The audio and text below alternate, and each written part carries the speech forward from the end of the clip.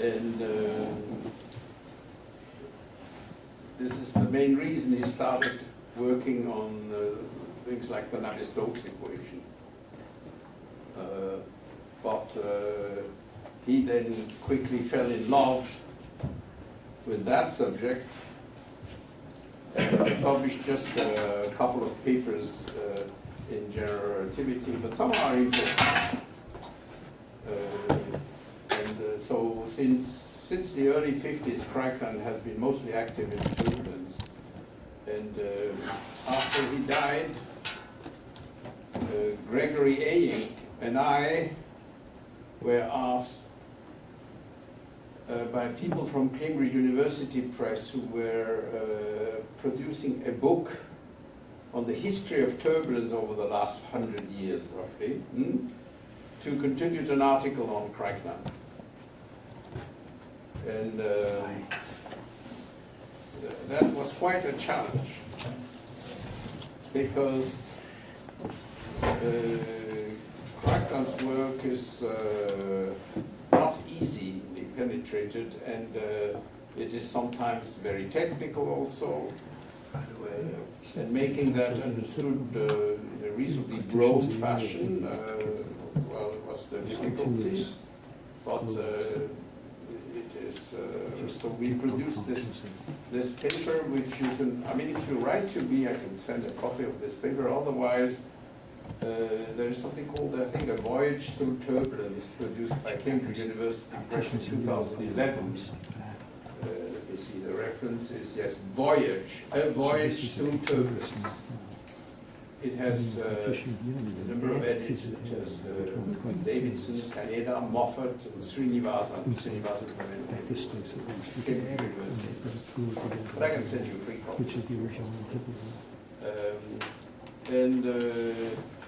So Kraichnan was educated in the late 40s at MIT, and stayed coupled also to the MIT people for a while, and was fully aware of what was going on at that time in quantum field theory. You know, there were some really big problems in understanding how to quantize not just stupid particles with fields. There were divergences all over the place, and there are a number of people. Among them, I would mention at least three got the Nobel Prize. Feynman, Schwinger, Tomonaga, and the fourth is Dyson,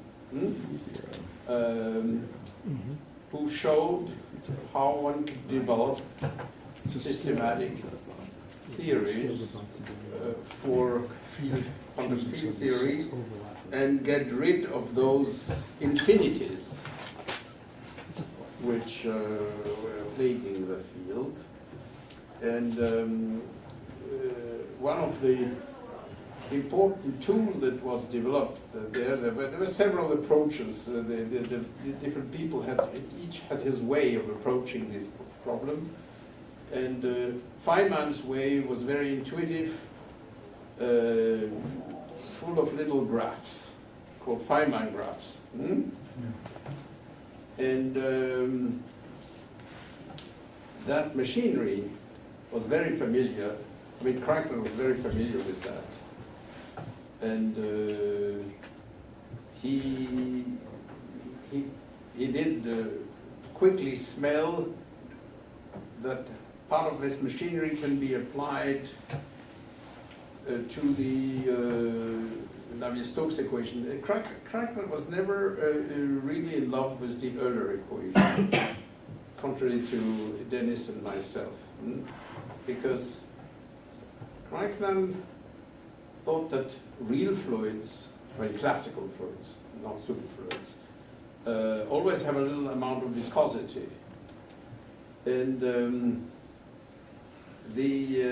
certainly he would be willing to consider the case of a very small viscosity, or as we say in fluids very high Reynolds numbers, which is inversely proportional to the viscosity.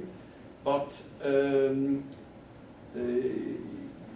he was reluctant to set the viscosity equal to 0.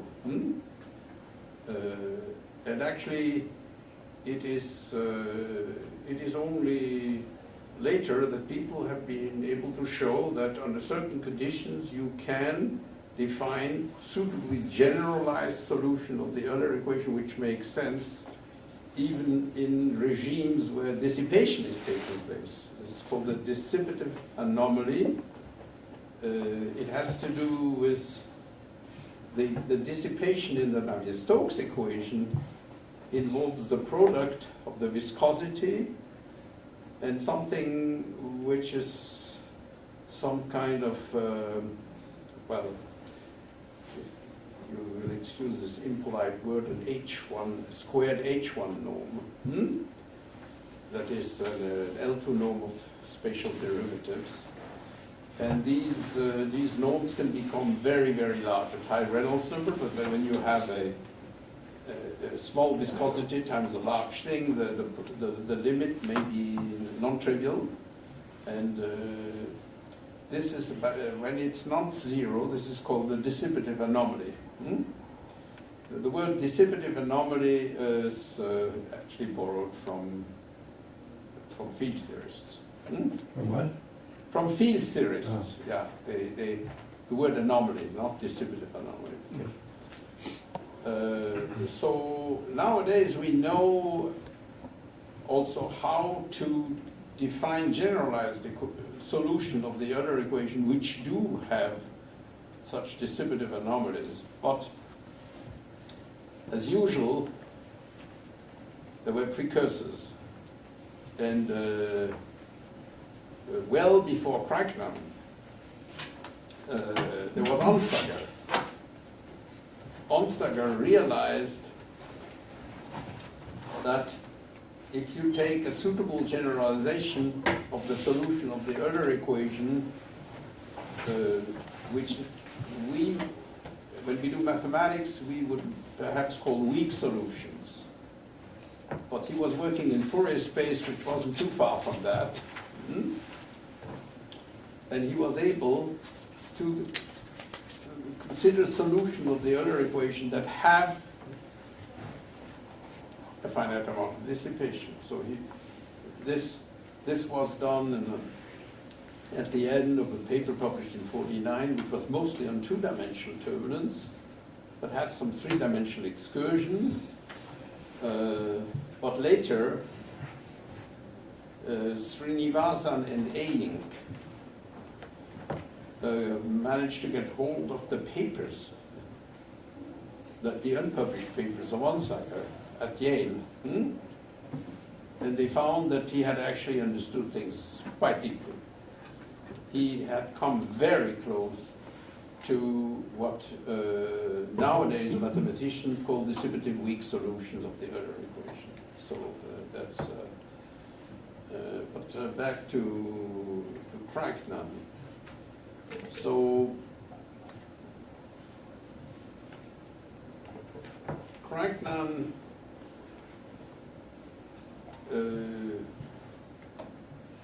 quickly developed the idea that you can make a study of the statistical properties of turbulence using diagrams analogous to the Feynman diagrams. And from now, in this part, I want to be extremely fuzzy, because not being fuzzy would require so much background that it would be self-defeating. So you would excuse me if I'm taking shortcuts there.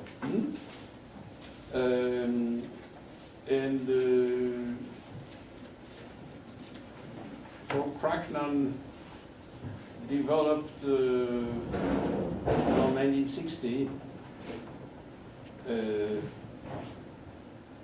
a diagrammatic theory for Navier-Stokes. There's another guy, Wild, who did something related.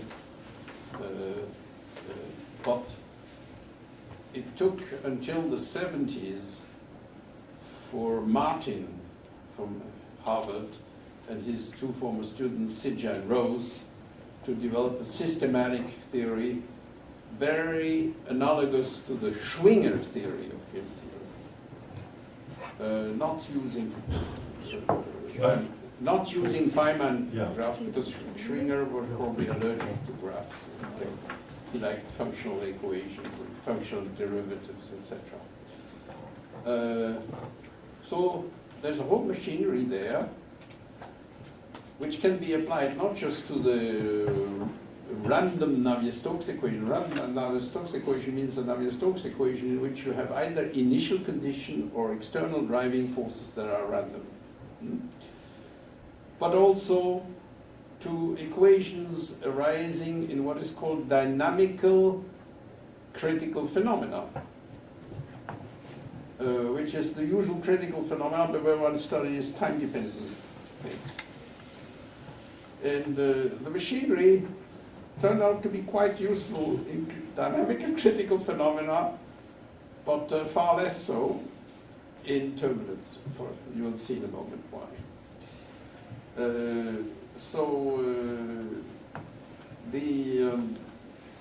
Not much came out of it, except reformulations of things that were already known. And then we are talking about the 60s. 10 years later, the early 70s, something happened that is, I suppose, well known to most of you. Namely,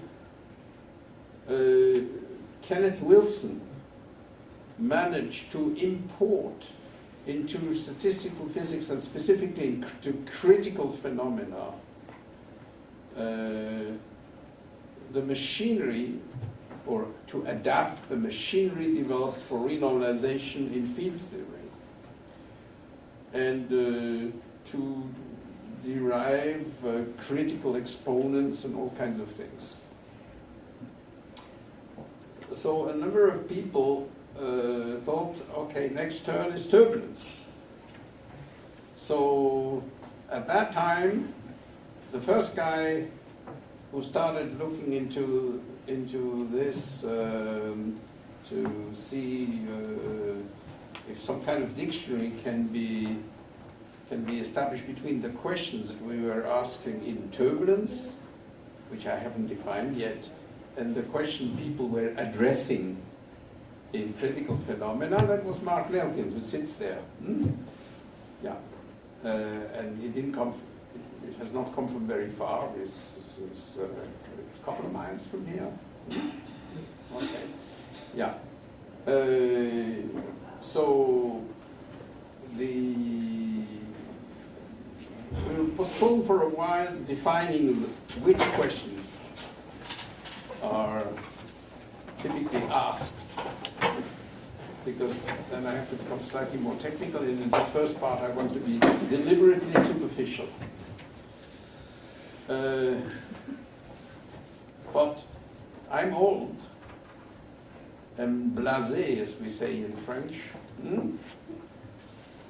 and no major breakthrough did happen. Actually, Mark Nelkin wasn't promising anything. He just established some kind of dictionary and said, okay, here are the things, and now let's see what can be done. I hope I'm not misrepresenting you.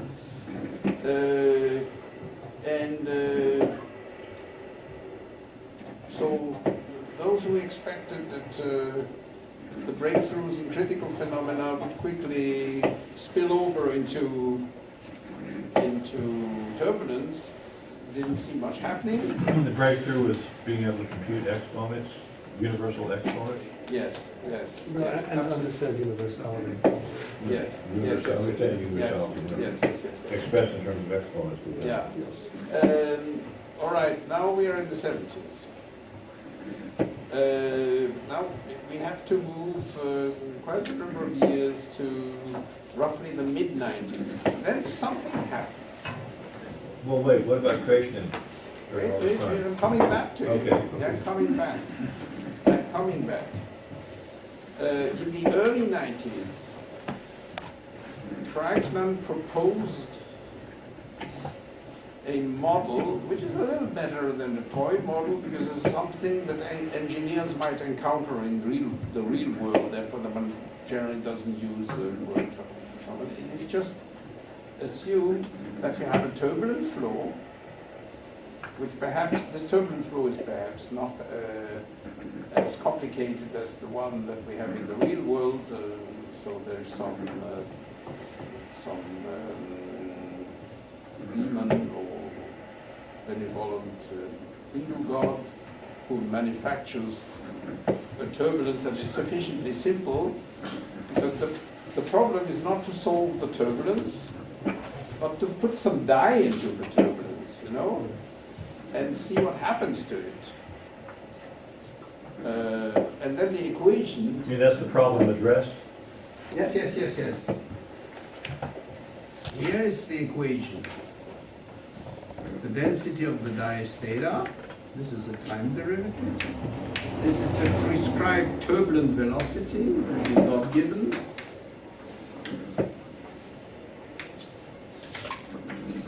This is the molecular diffusivity. This is the Laplacian.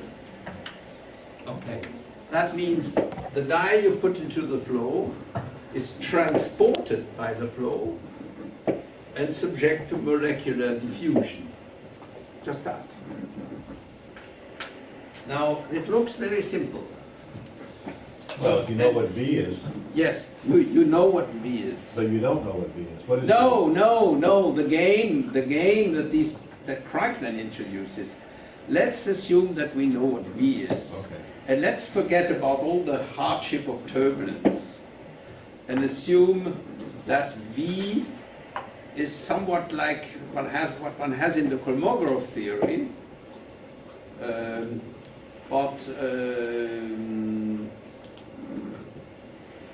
With a Paolo spectrum, but just otherwise Gaussian. You see, Kolmogoroff would have screamed. Who?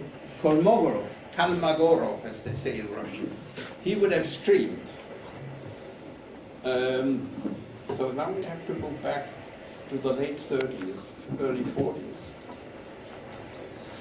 There was a student of Kolmogoroff called Milyonchikov. Yeah, Millionchikov, yeah. You know the guy? No, but the name Million, it's got million in it. Ah, yeah, that- Millionchikov. yeah, of course. It's got a million shekels or something. Yeah. Okay. The guy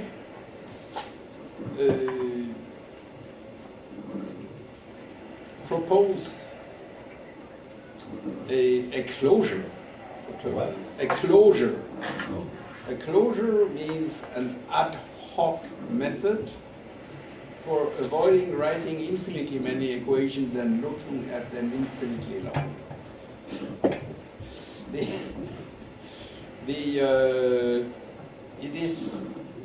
It is quite easy when you have an equation like the Navier-Stokes equation to obtain, by averaging and tensor multiplication by a suitable number of V factors, to obtain the equation relating so-called 2-point moments to 3-point moments, 3-point moments to 4-point moments, 4-point moment to 5-point moment, and so on ad infinitum. You know why I The said? Hopf equation. You know why I said ad infinitum? What? Do you know why I say ad infinitum? Because it does go to infinity. No. Because now one doesn't say anymore infinitum. But that's in the poem of Swift. What? That's in the poem of Swift. Oh, okay, yeah. Otherwise, it doesn't rhyme. Right. Mm? Okay. Yes. His poem about turbulence? Yes. No, it's Essentially. big fleas have little fleas that feed on their etc. And little fleas have lesser fleas, and so on at infinitum. Yes. Yeah. Actually, he wasn't describing turbulence. He was describing. No. He explains. he had in mind the big poets could be big mathematicians, by the way, that worked nicely. And then you have lesser poets who feed on them. And it goes on like that at, in infinitum. And clearly Swift was not impressed by the lesser poets. Okay. I heard he was motivated by the grinding of stones into smaller stones. Yeah, wait. We'll come to that. Because Well, around million. we are before that. We are with Milyonchikov. Now, Milyonchikov, probably triggered by Kolmogoroff, we don't have strong evidence for that, saying, well, why don't we just assume that moments of fourth order, or as we say, 4-point correlations, are related to 2-point correlation just as they would be if things were Gaussian. Which means, 4 points, you look at the different ways you can pair them. Yeah, 3 ways. This, that, there are 3, and then you just write the sum of the 3 products. Okay. So that is called the quasi-normal approximation. Normal because one of the many ways to say Gaussian in mathematics is normal. There's The real world. Laplacian, normal, Gaussian all mean the same thing. So, okay, Kolmogoroff was careful in his founding paper on turbulence in 1940 to stress that turbulence is not Gaussian. Actually, he was the first to propose that there be a dissipative anomaly. It wasn't called that, but that's what he was doing. That he was inspired by Richardson's view, which itself was a transposition to fluids of the poem of Swift, where instead of having fleas, you have eddies, and then instead of having blood flowing down, it was energy flowing down. But all the energy that starts flowing down has to go somewhere, so it goes all the way down, and in the limit, when the viscosity tends to 0, you have to keep finite energy dissipation in that idea. So Kolmogoroff liked that very much, and he wasn't able to prove it, but he assumed that he said if this holds, then perhaps we can do certain things, and the rest was essentially dimensional analysis, quite easy. But in Kolmogoroff's vision, which was far from being correct, just not 100% right, third order moments will not vanish. Actually, third order moments are intimately related to this energy flux, because energy is a quadratic quantity, and when you calculate its rate of change, you get cubic quantities. Yes. So Kolmogoroff was fully aware that third order moments can't vanish. In the Gaussian field, they vanish. So okay, he didn't like Gauss.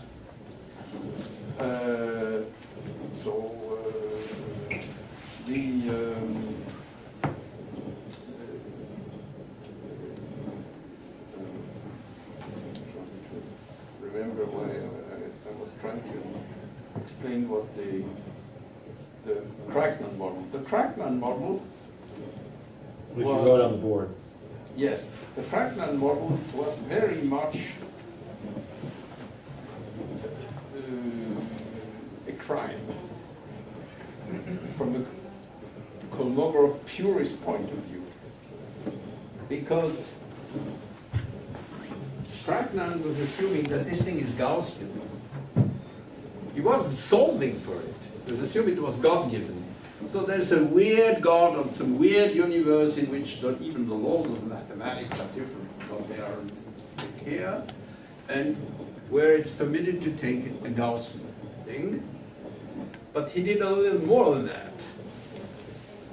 He put some epsilons in there. he let the correlation time of this velocity become very, very short, so that in the limit it would approach what the signal people call white noise, something that has a delta correlation. But you know, everybody knows that if you have a function f of t, which is some nice class, and if you rescale it by epsilon here and 1 over epsilon in front and let epsilon go to 0 under reasonable condition, this tends to a Dirac delta. Yeah, that's how one obtains white noise. So he proposed to study that, and he made a conjecture which to me sounded totally crazy. I didn't believe the conjecture. Namely, that if the velocity field is completely naive, I mean, pure scaling, nothing of this kind that we call intermittency, which is anomalous scaling, and we put this scalar in there, and investigated its statistical properties, we might obtain non-trivial scaling, whose exponents cannot be guessed by dimensional analysis. And he set out trying to... That's if what? If what? If what? No, just, look, don't repeat the whole thing. You said a long sentence. You said if, blah, blah, blah, then anomalous scaling. So what's the what? That's probably myself. No. Yes, here it is. Here's my question. Just what's the assumption of the long sentence? The assumption is that V is a Gaussian field with a power. Well, then you of put an spectrum. epsilon somewhere. Yeah, you put an epsilon on the time correlation to make it very short. Okay. Yeah. Make the time correlation fast. Yes, very Okay. fast. Then you would get anomalous scaling. Yes. Then theta, he conjectured, gets anomalous scaling, namely scaling laws for the various correlation function that cannot be obtained by dimensional analysis. This sounded a bit outrageous, but he even proposed what these exponents should be. And what he proposed was qualitatively right. They were anomalous, but quantitatively wrong. He had not quite the right form. Then a bunch of field theorists started working on this and solved the problem and showed that it had anomalous scaling. They used heavy artillery.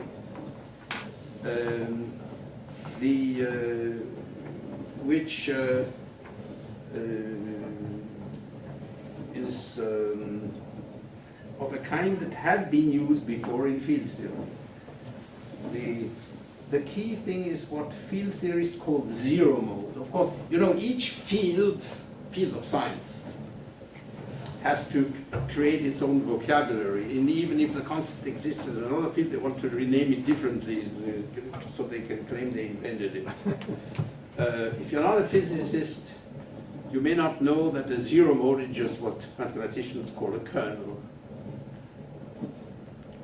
Yeah. Something that is killed by a linear operator. Yeah. Now the linear operators are the following. It is easy to show using probabilistic methods, but it's a bit tedious if you're not sufficiently involved in that d by dt of the expectation value of all the thetas are taken at the same time t, which I'm not writing.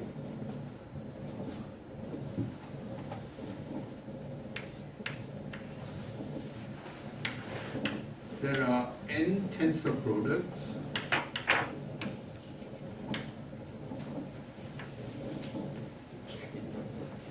This is the expectation. This is called an endpoint correlation function. And of course, if you want to write it in explicit form, that means that you have to take theta at point x1 times theta at point x2, etc. This is the die you're measuring at different points? Mm-hmm. Okay. Same time, endpoints. Times and point. Okay. Yeah, so this is a function of n spatial variable plus time.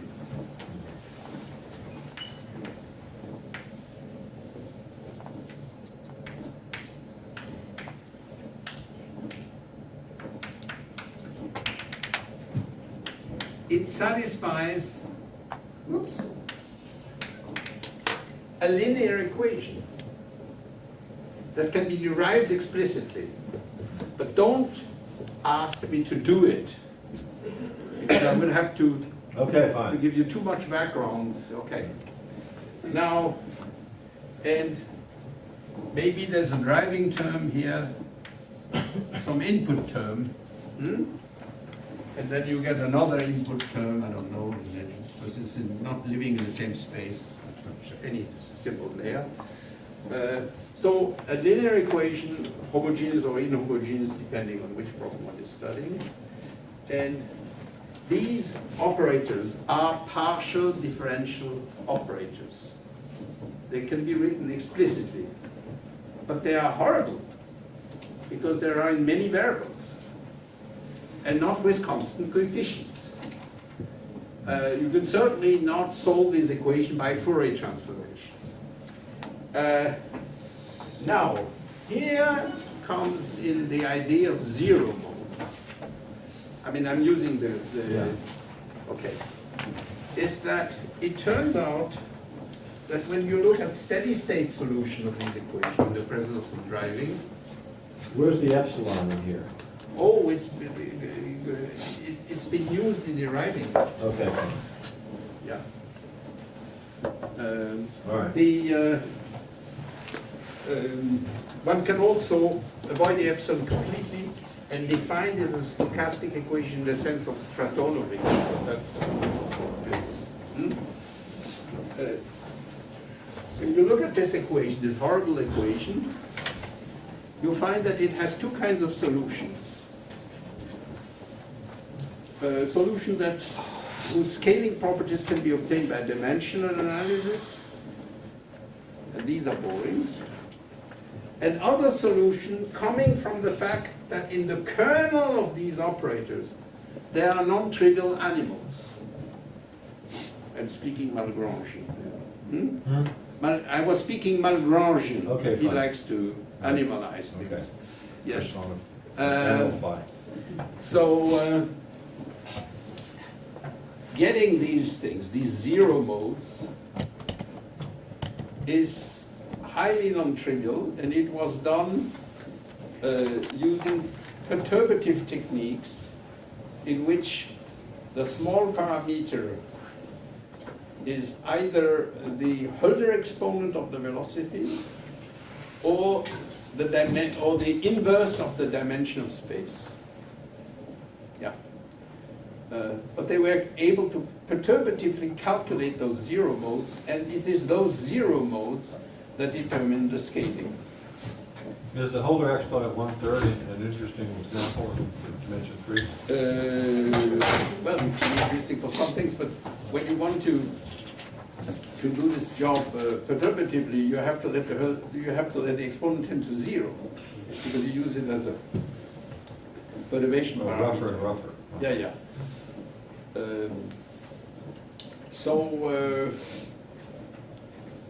What is interesting? What are you perturbing them? Is that? Sorry? Can you say what are you perturbing?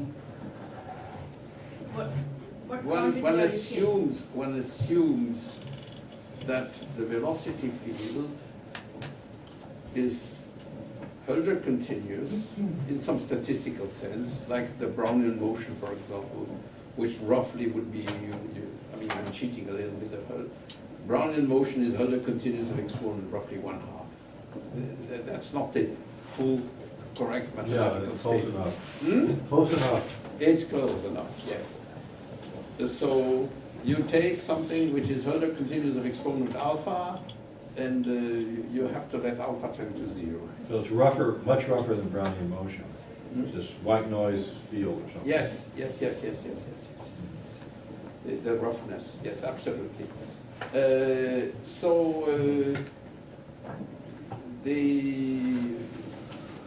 They were able to calculate exponents and non-trivial exponents. Who is they? Now I will say who the theys are. There's a bunch of guys. First there were two independent groups. a collaboration between Christoph Gavetzky, a Pole living in France, who's both a specialist of turbulence and of field theory, and Antti Kupiainen in Finland, who I would describe similarly,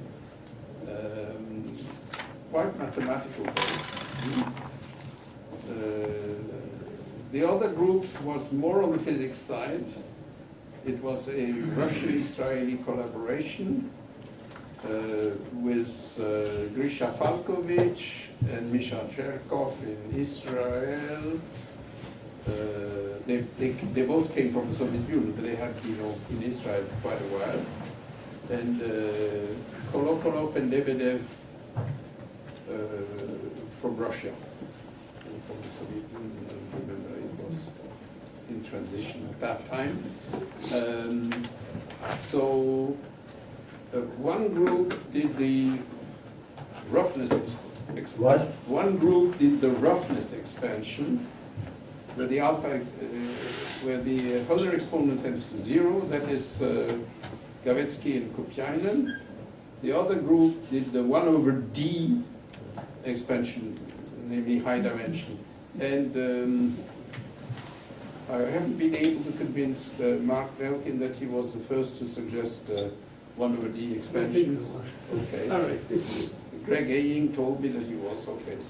He knows better than me. Yeah. Well, anyway, so and you could use both expansion at the same time and see that they were overlapping, so they were consistent. And it was a real serious job, which could even at some point be made, I think, can be made rigorous. That it's and it was considered, well, certainly by me, a major breakthrough. And but the question is about the toy model, the not so toy model. Now, in a sense, it was a semi-toy model, because this equation is not a toy equation. That's the equation that engineers apply to many, many problems. Yeah. What was toyish about is the assumption about B. Yeah. Yeah. But okay, then people hoped that they would be able to apply similar ideas to obtain the anomalous scaling of turbulence. And they didn't go very far. So, we're now 20 years have passed, roughly, and the problem hasn't been cracked. So we don't know. But also Feynman graphs did not play any role in the breakthrough on this scalar problem. But Kraichnan played a very important role, because he said this will have anomalous scaling. He was published the first paper in '94 that said this thing, and he understood at the qualitative physical level why it should have anomalous scaling. And that's quite remarkable. Can you say what anomalous scaling is? I mean, that's, Okay. that should be possible to say. Yes. Okay, so I'll become very slightly more technical. I have to be careful, because it is rather easy to do with precisely. Now, there is something. He's already beat you to it. There's another eraser there. Oh, there is coffee here. Yeah. So even Yeah, the American tea is coffee. as you wish, or at your will. or Let me something. get At your pleasure. some coffee. Oh, he's gonna, the speaker will pause.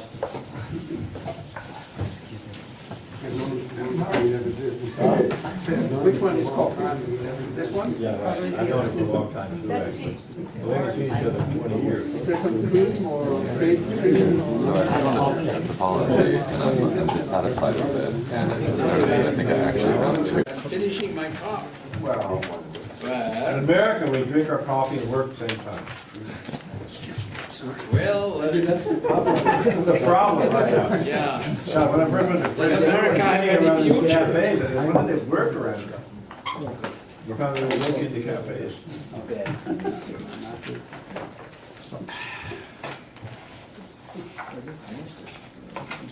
Хорошо. Yeah. Actually, can I ask a question real quick? Question on the table already. I asked you just if you could explain to us briefly what anomalous scaling is.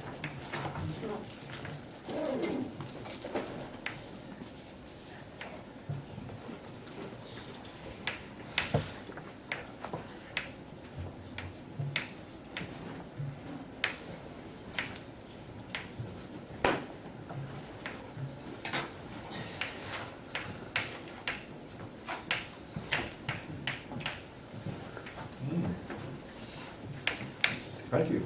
Oh, good. Okay, that's probably the most technical I'll get. These are called structure functions. And they're functions of what? R, C? Wait. First, want to have the word and There's then no I'll structure define. in this somewhere. Structure function. Theta is the solution of this thing. This is the solution at point x plus r at time t, minus the solution at point x at the same time. You're raising this to the nth integer power and taking the expectation value. In other words, it's the moment of order n of the theta increment. Yeah. These things are found. So it only depends on R?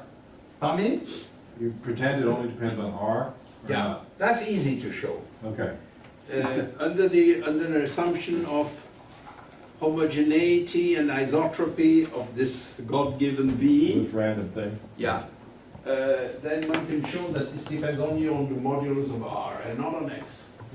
Only on the modulus, And right? it goes like this.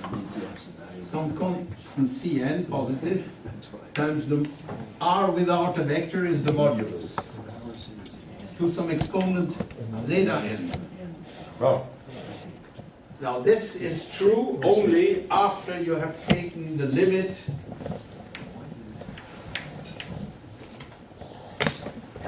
of kappa tending to zero molecular divisivity. limited what? Kappa tending to zero. Oh, So you want the process to continue all the way to scale zero. Yeah. And this is actually an asymptotic statement when R tends to zero. First you take this limit and then you let R tend to zero, and this is the leading term for small r.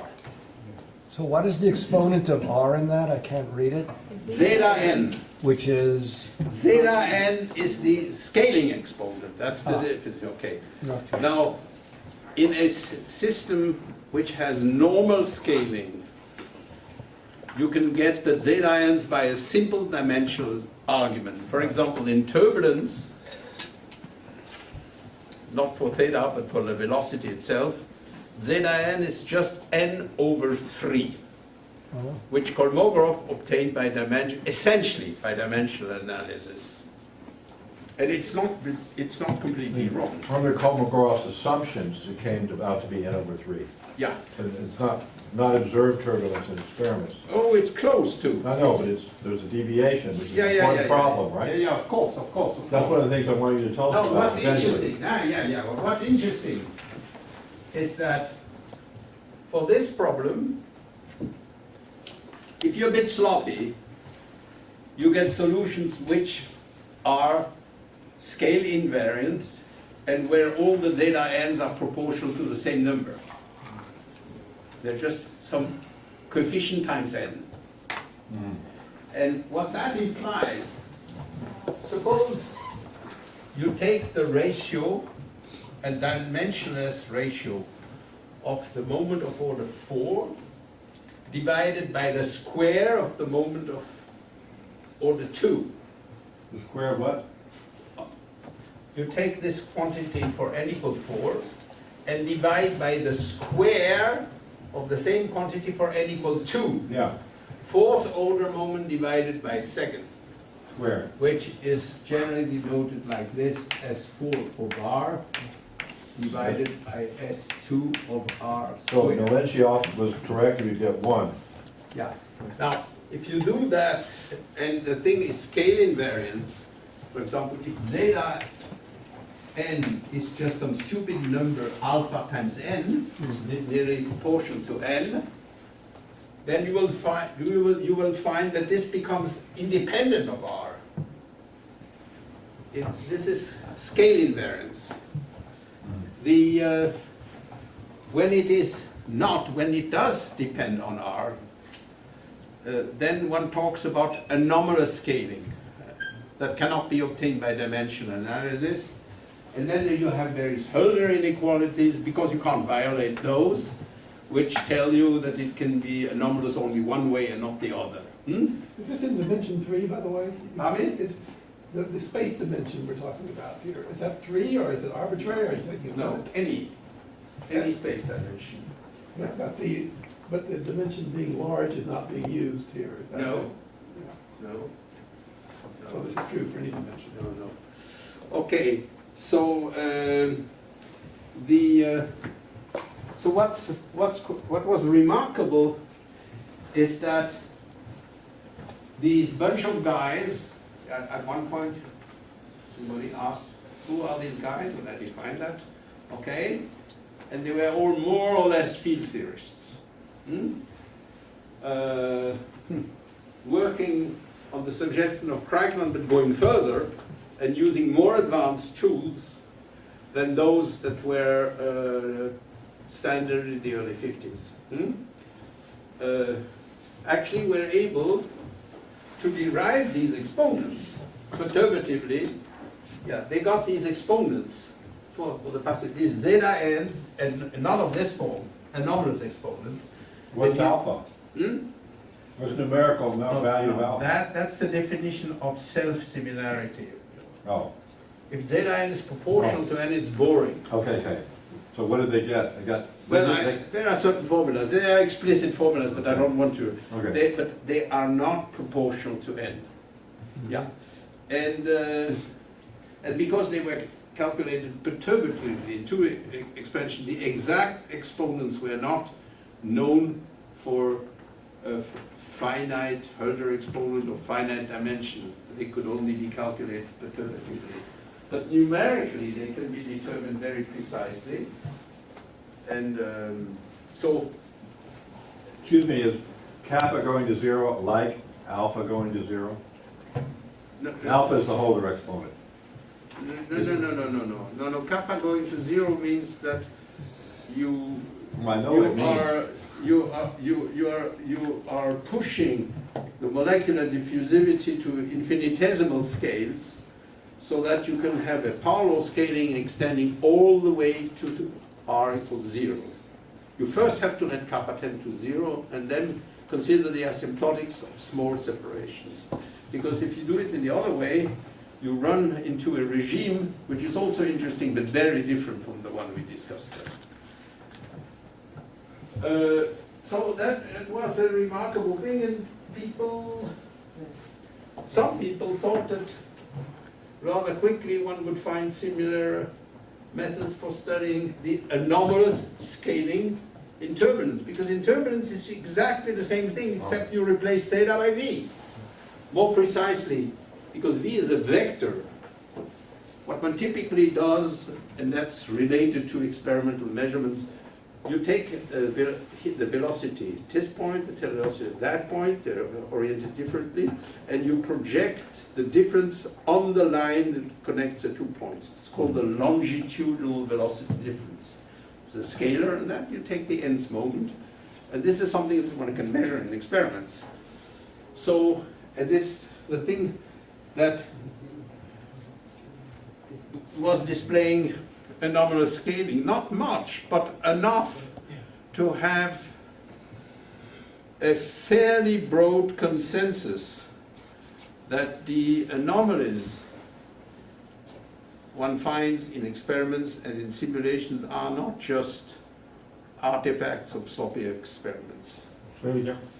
That the anomalies that one obtains in experiments and in high Reynolds number simulations are generally considered genuine, not artifacts of sloppy experimentation. And these are deviations from the Yeah. Kolmogoroff law. They're not large, but significant. Yeah. Generally believed to be significant. So, but this hasn't, you see, this breakthrough has remained confined to this problem, which is generally referred to as the passive scalar problem, and with the additional assumption of whiteness, the Kraichnan model. Yeah. Right. And it hasn't been generally extended to the full nonlinear turbulence problem. Now, before you sit down, can you define what that is? Which one? What is the V of the nonlinear, of the real turbulence problem? It's a solution of the Navier-Stokes equation. Okay. For high With- Reynolds number. Yeah, for high Reynolds number, and frequently, okay, so let me say a few more words about this genuine problem. I don't want to write too many equations, so I will just say 2 words. Well, that's if there were a solution.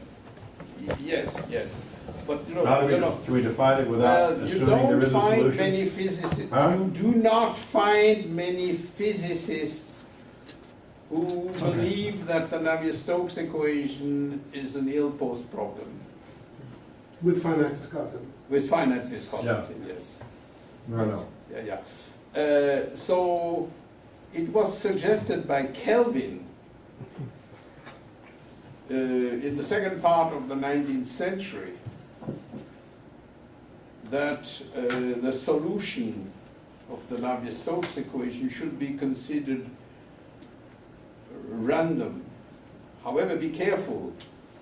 The concept of the modern concept of random function wasn't invented until Kolmogoroff himself, as a brilliant mathematician, probabilist, was able to define it in his book, written in German, published around 1921 or so. Okay, but there was a fuzzy notion of random function already, without too many mathematical definitions, and Kelvin thought that one should look at random function and make generous use of averages. Never mind how you denote them. Now, of course, the question arose, are these solutions of Navier-Stokes genuinely random or not? Yeah. And there was a Dutch hydrodynamicist called Burgers, actually Burgers, if you pronounce it right, yeah, who proposed in the 1930s a toy model. So this is the first toy model, which is one-dimensional.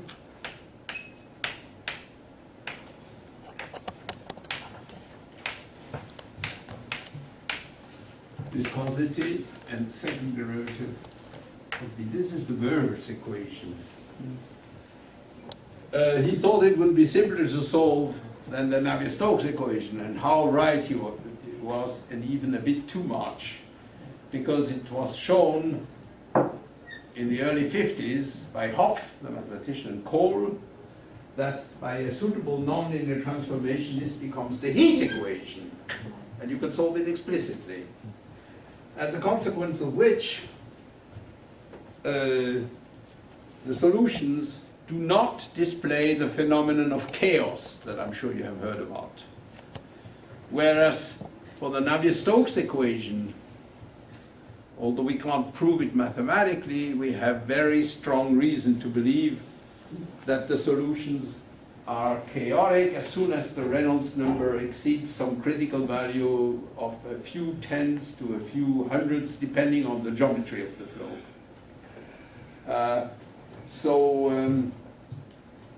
there is fairly broad consensus that studying the solution of turbulence as a random solution, which one can do averages and things like that, is justified. You can think of it as just an average over the attractor, a time average over the attractor, for example. So you're assuming like Pardon me? you're assuming ergodicity or some ergodic thing? Yes. But that isn't a point that is badly questioned. Maybe it should, but it's not. Okay. But there was a while before, long before Ruel and Takens, Leray suggested in the mid-30s that there could be singularities of the solution of the Navier-Stokes equation, and that these perhaps accounted for the turbulence. That can't be completely ruled out, but it's unlikely now that this is the explanation.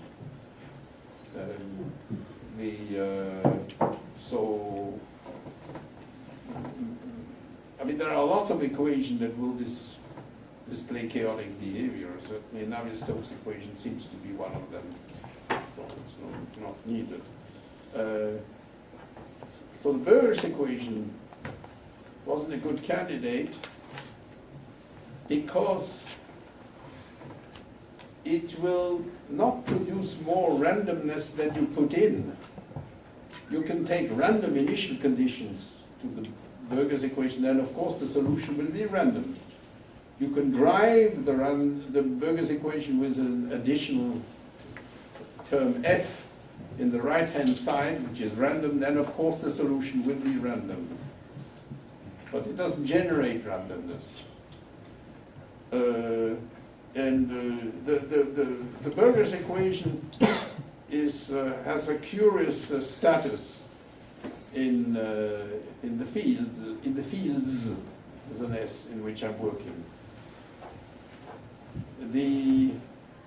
Contrary to the hopes of Burgers, it hasn't produced deep understanding of turbulence, because it's too different from the Navier-Stokes equation. But it has been a very efficient tool for killing crazy theories. For example, I want to go back to field theory. After all, he had the word quantum field theory in his email there, so I'll keep going back to field theory.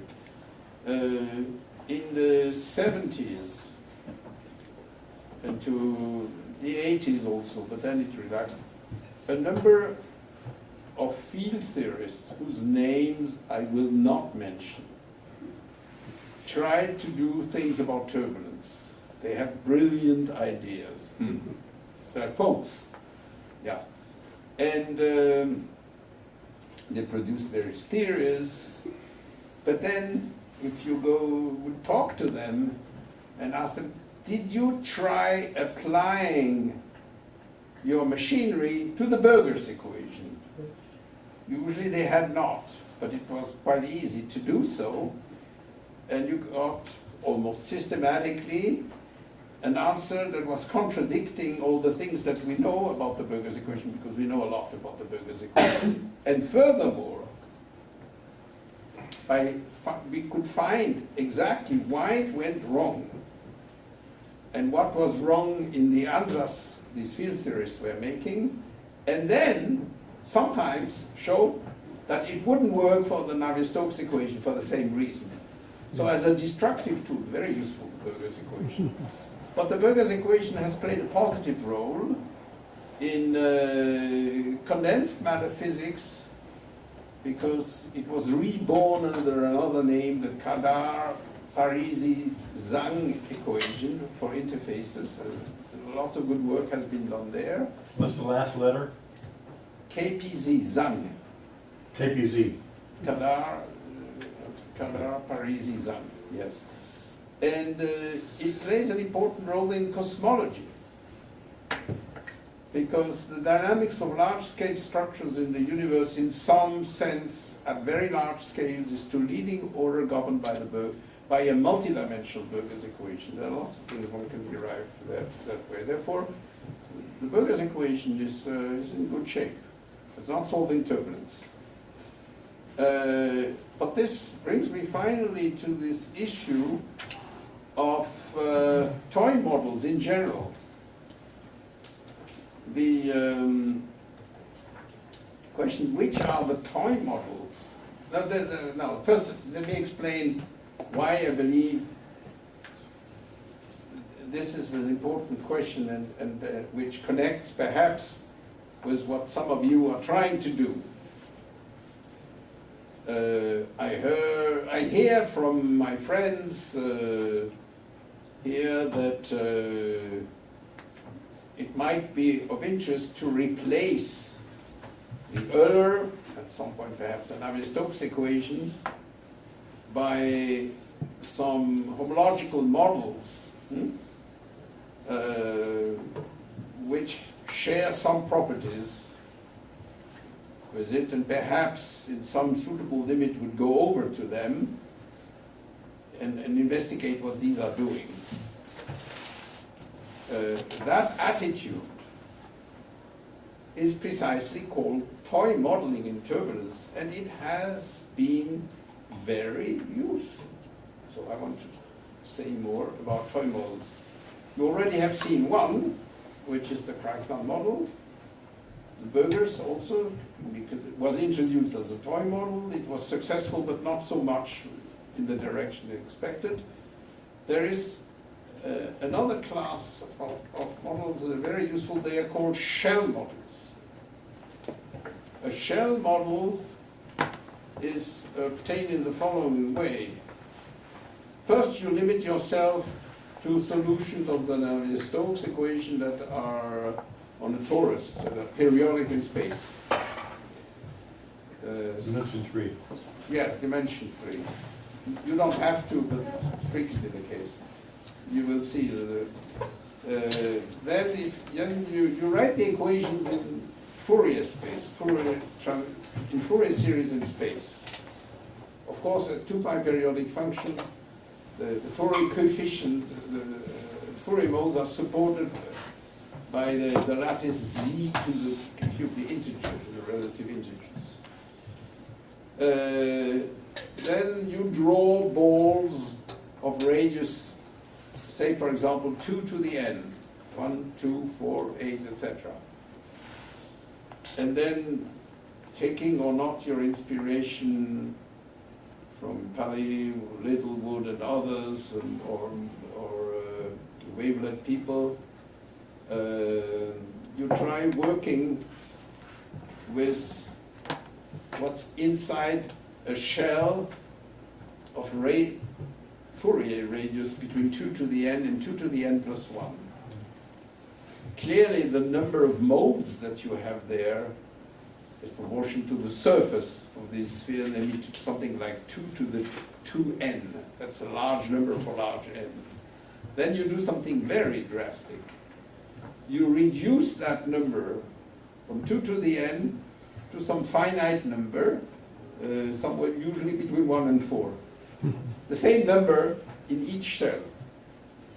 And you are left with a system that has still infinitely many degrees of freedom, because n can take the values 1, 2, 3, 4, etc. to infinity. But the equations are much simpler. Actually, you cannot derive these equations from the Navier-Stokes equation. This is the shell model. Yeah, what you do is interesting. You make a list of important properties of the Navier-Stokes equation and the other equations, like the symmetries, the conservation laws, and things like that. And then you try to build the type of nonlinearity also.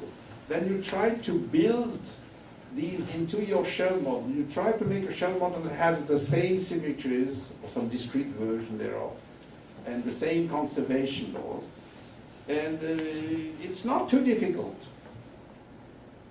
And then you study the shell model, which is infinitely easier on the computer than doing the same thing on the Navier-Stokes equation.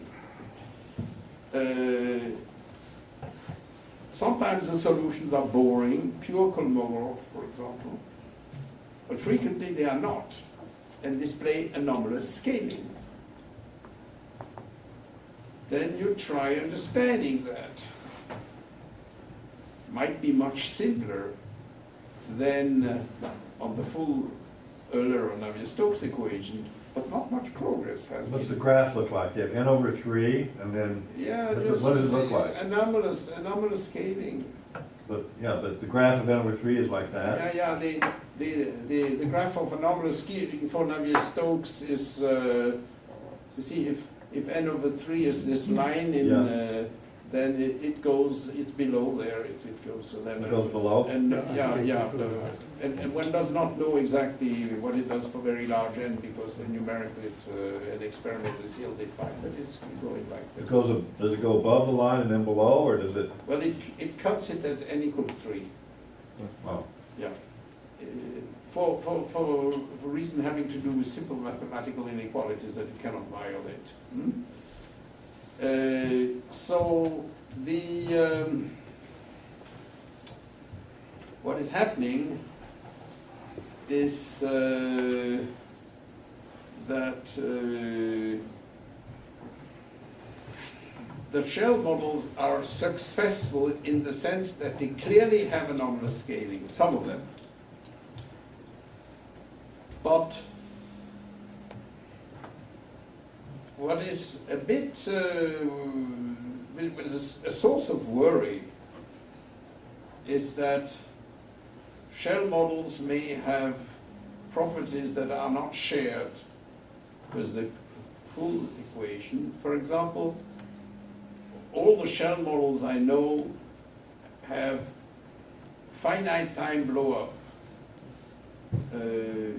In the case of where there's no viscosity, you can generally show quite easily, sometimes rigorously or otherwise numerically, but with very strong evidence, that there is some norm, some H1, H2 norm, something which goes boop after a finite time.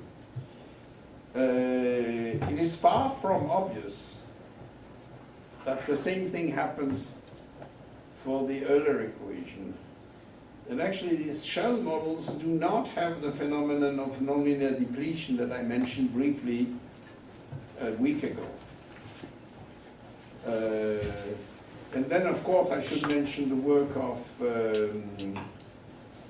Terence Tao of almost 2 years ago. He constructed a shell model which gives you blow up even for Navier-Stokes, together with a proof. I haven't checked all the details of the proof, but it looks reasonable, and he's not exactly a bad mathematician. it's hard to read even his description of the proof. Yes. I mean, it's very non-trivial. Yes, of course. You gotta, Of course. But you see, these models are so far from the real thing, we don't know. And it's not clear, should we infer from this that shell models are very good for scaling investigations, we should never use them for blow-up investigation? By the way, this is about time to tell you why Steve Childress is here. There is yet another person who might show up at the last minute as Ed Spiegel, but he had a doctor appointment at 2, or Okay. so, we don't know. So Steve Childress is a specialist of blow-up. Yes. He's not going to blow up if I say that. Yeah.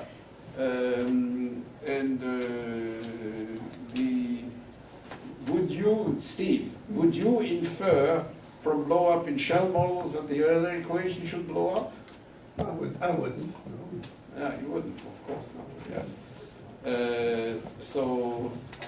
But it may well be that the issue of blow-up and the issue of scaling are not too closely connected, and that some of these toy models are good for one thing but not for the other. And my feeling is that what you guys here are trying to do is develop toy models that are that have nice structural properties, and which are much more robust for numerical investigation than directly the Euler equation. There's something I sympathize with profoundly. I mean, I've been doing that not all my life, but nearly so. And I found that toy models can be very useful. They don't solve the big problem so far, but we have to be modest. What? We have to be modest. Yeah. Excuse me, I have a question about how field theorists, you mentioned a lot of field theorists work. Are they only working on the problem where you're putting randomness in? Roughly. So Roughly. if there's no randomness, They do not. They don't. They assume the solution is random, and that one can work with such things. Yes. But that's not a big crime. Can I ask a question? For these, I don't know anything about these shell models. Can but you speak up a little bit? Can you say either about these shell models or any others that if you have a known smooth solution, are these models nice approximations? They're not approximations. Can you repeat the question? Yeah. No. I can repeat it louder if you need to. Did I say it loud enough? No, I didn't. No, I can repeat the Yes, question. he repeats it. No. He wanted to know if these shell models are approximations. The answer is they are not approximation. They are obtained by a qualitative attempt to keep some of the structural properties of the Euler and/or Navier-Stokes equation, and then to see what that gives. What you have in mind here is closer to an approximation. So there are a hierarchy of toy models which conceivably could converge to the Euler equation. So that makes them closer to the real thing than the shell models.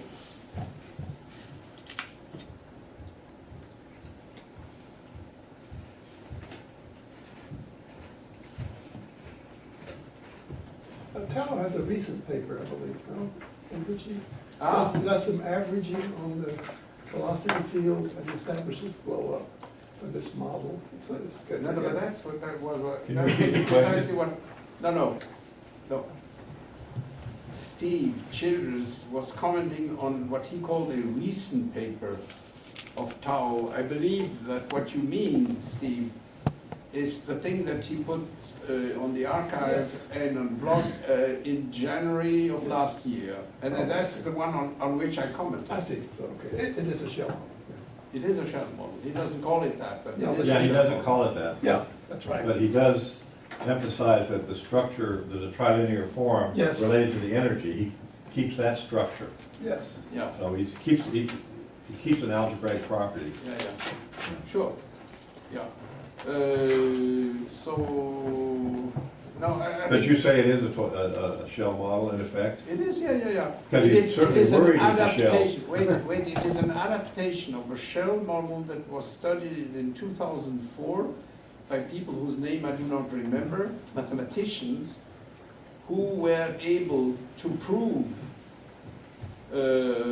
some relatively non-trivial result, namely that at zero viscosity they proved that the thing blows up, and then they considered the problem with what I call modified dissipativity. So instead of taking a Laplacian for dissipation, or a negative Laplacian, they took fractional powers of it, and they proved, Less than one.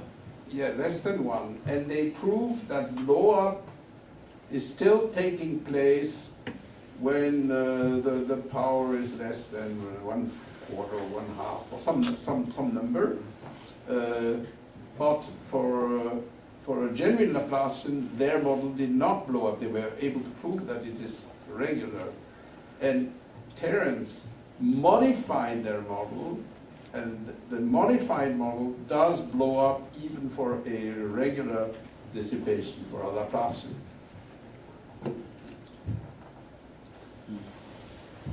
Yeah. Did they, I mean, I'm a little surprised you put it that way, because his blog describes how he sees it as like a game of life, you know, it's sort of, Yeah, he he has a makes computer. a He has a machine that computer. moves the energy around. He has a computer. Well, wait. Yeah. Do these people talk about it that way? No, So, not at all. so this is a very enlightened interpretation of what they did, I would say. Yeah, but I mean, the idea of how things move up and down, etc., are definitely Terence's are not present in these other people's work. Yeah. Well, what can I say? What about models based upon complexification? Models based upon complexification of the problem. Yeah, that of course, I mean, that connects with the issues of blow-up, which of Would course... you repeat the comment question? No. If you are interested in the issue of blow-up for Euler or Navier-Stokes, which wasn't the central theme of today, but it is a good idea to say a few words about it, then one should mention the work of Sinai and his collaborators, where they were able to prove rigorously blow-up for Navier-Stokes, but it's a Navier-Stokes which is where the initial conditions, the initial data are not real, complex. And, They're complex? yes. Ah. Now what that implies is that the dissipation, you know, when you start with solution of the Euler equation, the Navier-Stokes equation, they are real, they stay real, of course, and the energy dissipation is essentially viscosity times the H1 norm, and the dissipation is positive. But when you work with complex solution, the dissipation is anything.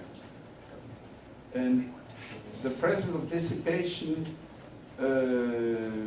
doesn't help you in, for example, extending.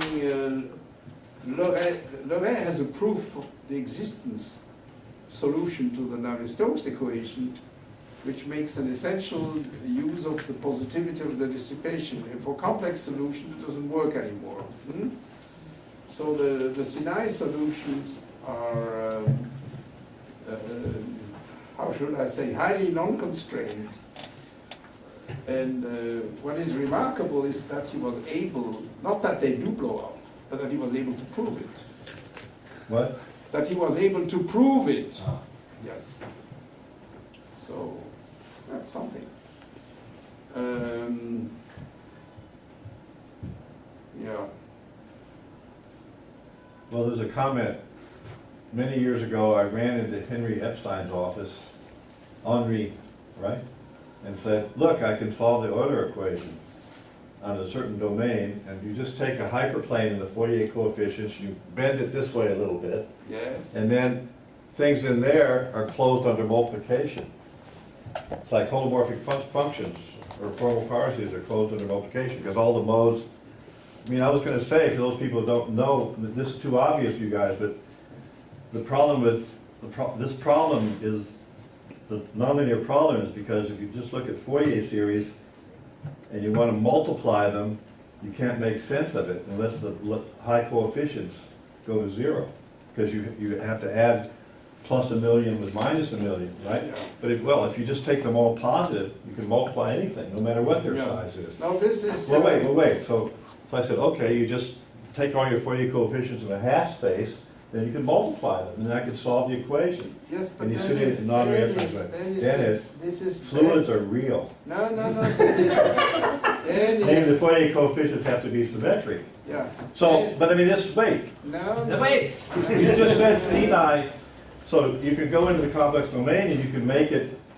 diverge, or you can do what I did and make it converge. So, No, Dennis, what you've done actually is more useful What? than it is more useful than you realize. well, I'm not giving Yes. it up. Namely, there is some work that was done by Walter Pauls and others. If you investigate the solutions of the Euler equations with real initial data that are entire in space at short times, then It's good, huh? then you can show that the short time asymptotic is precisely of the form that you discussed. And one can use these tools then to prove a lot of things. For example, that complex space singularities initially located in infinity come down logarithmic, like logarithm of 1 over t, and a number of other things. And it is quite easy to do good numerics because the convolutions are all R plus convolutions. And they can be done very efficiently. You never run into truncation problems. That's your own work, isn't it? Yes, Yeah. that's, well, the most important thing has been done by Walter Pauls, but I mean, of course, I was involved also. There is even a non-trivial result that was obtained there, which means something for turbulence. Walter was able to prove the non-universality of the singularities. Many equations in mathematical physics, nonlinear ones in particular, have movable singularities whose positions depend on the initial data. But frequently, the nature of the singularity is the same, irrespective of what the initial conditions are. But for the Euler equation, that's not the case.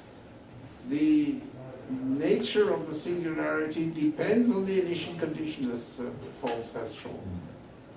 So that's a non-universality result. That's a pretty good argument against the singularity being relevant to scaling. If the scaling is universal, Yeah, who knows? well, but it has, at least, we don't know that it's not. Yes, of course. That was too many negatives, I didn't, you It summarized that is logical full of point. negatives. Huh? You're right. You're absolutely right. So let Mark explain, because Yeah. Well, there's a folklore that says the inertial range is universal, independent of the large-scale conditions. Now, you're saying in what he's done, and so people work on the scaling, and they also work on the singularity of Euler, and they'd like to think there's a relation. But if it's universal for the scaling, and definitely not for Euler, then that weakens that relationship, that's all I'm saying. Doesn't prove Between the anything. scaling and the singularity. Yeah, I don't think too many people think there is a close relationship. It's And you're thinking of time as a complex number here, is that what you're doing? No. Where are we getting complex numbers? Space is complex. Time need not be complex in what I told you. Oh, What, Pauls is the other author? Pauls, you said? Walter Pauls, yes. P-A-U-L-S. Well,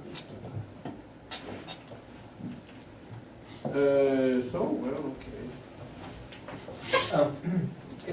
Here's a different question. So if you're well, thinking. wait a second. I think one of the most important things here, I'm just trying to, I want to make sure we don't do it tough, is that this scaling for the turbulence, in some sense, the turbulence problem is to figure out these anomalous scaling. That's a big center question in the turbulence, right? Okay, and Not now, everybody agrees, but okay, it seems reasonable. all right, fine. It is a problem of the turbulence. The question is, how do we know the N/3 or some of these toy models, how do they compare to what do we know about the actual exponents for turbulence by experiment? By simulation? That depends on how clean the scaling is in those experiments and in the numerical simulations. What I can tell you is that shell model simulations, which really don't cost very much, can give you superb scaling with exponents determined with a precision of 10 to the minus 3. And there is not the slightest doubt that there is anomalous scaling as far as the data go. Yeah, but what about actual fluids? Yeah, actual fluids. What do we know? It depends crucially on the extrapolation method used. And that's another subject, is what is a reliable way to extrapolate data. And there are, I don't want now to go into Well, how many of these correlations can you measure? just a moment, That's part Huh? of it. That's part of it. Part of it? Yeah. But there's also, What? there's a dependence on the Reynolds number, and if we're talking about what happens in the limit of infinite Reynolds number, you can never get that in an experiment. Have a numerical. But that's the extrapolation you're talking about. Oh, yes, you have to, well, there are two kinds of extrapolation. You have to extrapolate in Reynolds number, you have to extrapolate to very small scales, etc. So in a certain order.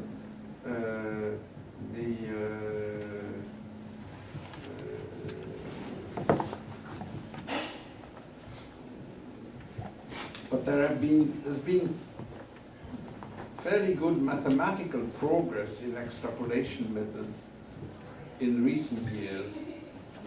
Particularly, there's a guy whose name is a mathematician, Van der Hoeven.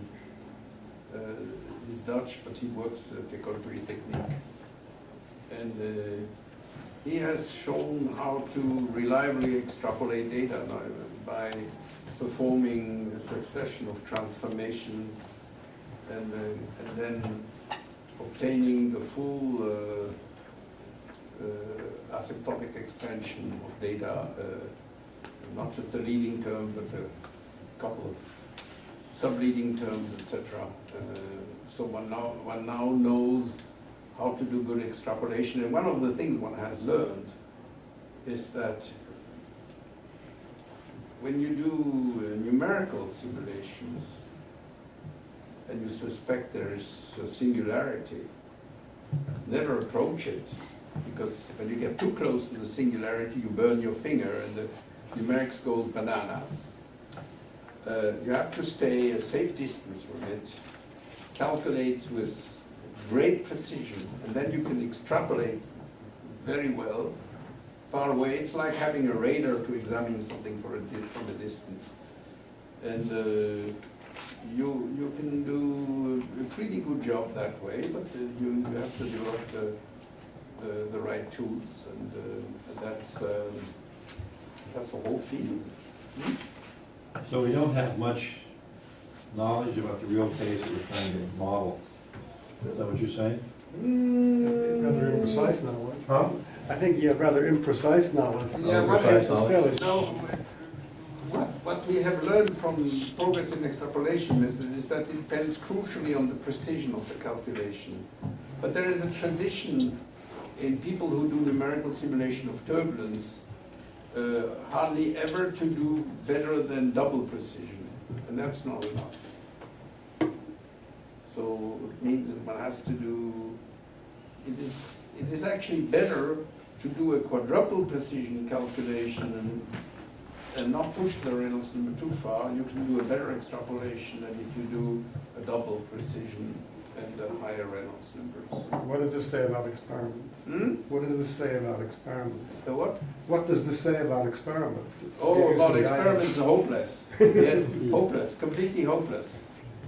I mean, do you really want to use an experiment to investigate a situation such as blow-up? No. Scaling. Yes. Scaling it. Yeah. No, scaling I'm asking. Ah, yeah, yeah. No, but for blow-up it's different. No, scaling, yes. It's, but it may well be that the scaling is not universal. And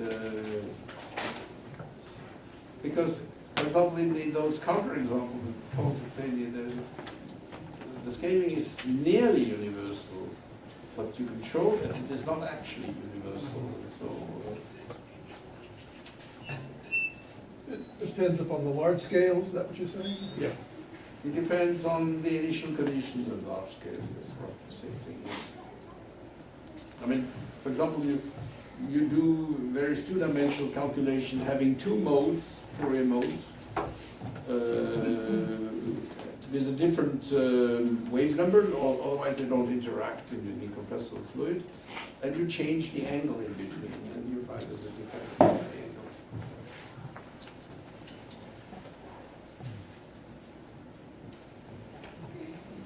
John? Yeah, sorry. Yeah, I was going to ask, if you are thinking about doing models where you're approximating solutions, do you have classes of solutions to the analytic equations that you would want to test against? Well, I mean, models. Can you repeat the question? No. He wanted to know if there are solutions that can be used as tests. Ah, okay. mean analytic There is a confusion here. Either one wants to investigate the fundamentals of what causes scaling, what causes anomalous scaling, etc. And then one will be happy at first to understand it on some toy models, if one can. And the toy models are not an approximation to the true thing. They should share certain properties in common.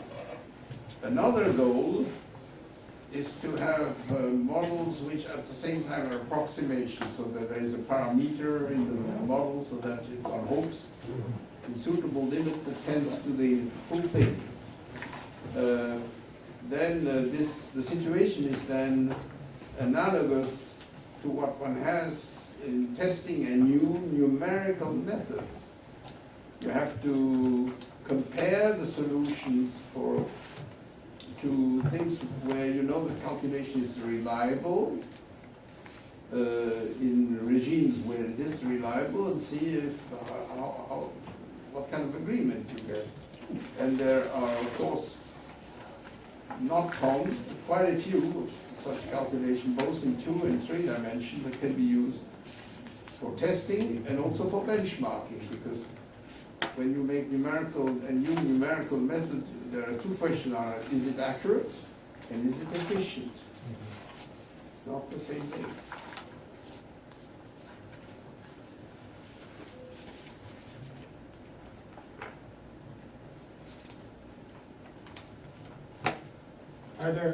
Are there approximation models that are known theoretically to be accurate? I mean, the methods used in the simulation of Euler and Navier-Stokes equation are particularly reliable when there are no boundary conditions, you just have periodic things. And the best known methods in the past were spectral methods, where you do all the solution of Poisson equations and all the derivatives in Fourier space, and then go back and forth between X space and Fourier space by fast Fourier transforms. It is just that the overwhelming majority of these simulations were done in the Lyrian coordinates, and they are then subject to the Courant-Friedrich AV constraint. But if you do them in Lagrangian coordinates, which is closer to the differential geometry formulation, then you can do a better job. as accurate or more accurate and much faster.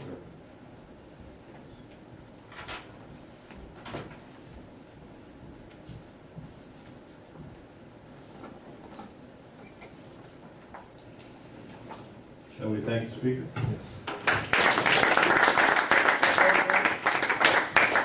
Very good. You were totally compliant. I know I'm disappointing you, that's why I did.